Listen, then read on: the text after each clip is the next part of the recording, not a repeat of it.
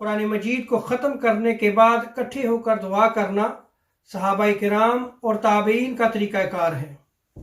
حضرت انس بن مالک رضی اللہ تعالی عنہ کے بارے میں نقل کیا گیا ہے کہ آپ جب قرآن مجید ختم کرتے تو اپنے گھر والوں کو اکٹھا کرتے اور اکٹھا کرنے کے بعد دعا فرماتے۔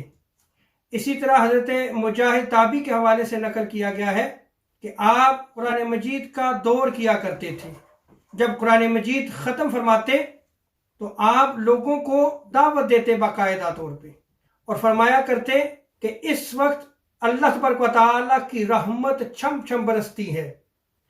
اسی لیے حضرت ابراہیم رحمۃ اللہ تعالیٰ علیہ فرمایا کرتے کہ جو شخص صبح کے وقت قرآن پاک ختم کرتا ہے، رات تک فرشتے اس کے لیے دعا کرتے رہتے ہیں، اور جو رات کے آغاز میں قرآن مجید ختم کرتا ہے، صبح تک فرشتے اس کے لیے دعا کرتے ہیں۔ اللہ تبارک و تعالی ہمیں قرآن مجید کی محبت عطا فرمائے اور صحابہ اور اسلاف کے طریق پر چلنے کی توفیق عطا فرمائے۔